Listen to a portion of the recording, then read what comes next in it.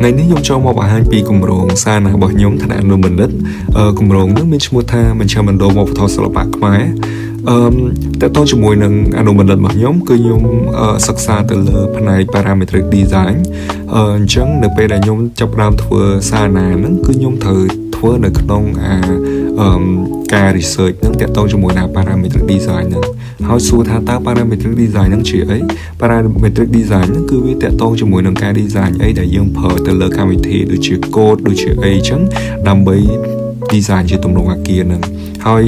challenge របស់ខ្ញុំគឺខ្ញុំព្យាយាមធ្វើមិនដើម្បីប្រមូលយកអីដែលជាអត្តសញ្ញាណរបស់ខ្មែរហ្នឹងគឺមកបញ្ចូលគ្នាដើម្បីបង្កើតបានទៅជាទម្រង់អាគារហ្នឹងអញ្ចឹងបើសិនជាយើងមើលទៅលើអាគារហ្នឹងពីផ្នែកខាងលើក៏ដូចជាខ្លោងទ្វារក៏ដូចជាអីហ្នឹងគឺយើងមើលទៅវាមានលក្ខណៈជា element ខ្មែរយើងទាំងអស់ឧទាហរណ៍ដូចខ្លោងទ្វារខាងមុខហ្នឹងគឺវាមានលក្ខណៈដូចតបកឈូកដូចជាក្បាច់ស្រកអង្គហើយនឹងមានទម្រង់ដូចជាខ្លោងទ្វារបបប្រាសាទហើយមានទឹកព័ទ្ធជុំវិញឬក៏អីឡើងជាថ្នាក់ដើម្បីឡើងទៅដល់អាគារហ្នឹងក៏ខ្ញុំសិក្សាទៅលើទម្រង់នៃ master plan របស់ប្រាសាទរបស់យើងដែរហើយចំពោះទម្រង់អាគារនៅពេលដែលយើងច្របាច់ element ហ្នឹងចូលគ្នាទាំងអស់ហើយវាបង្កើតបានទៅជា function ផ្សេងហើយវា aspect ហ្នឹងក៏វាបង្កើតបានទៅជាលំហមួយដែលគួរឲ្យចាប់អារម្មណ៍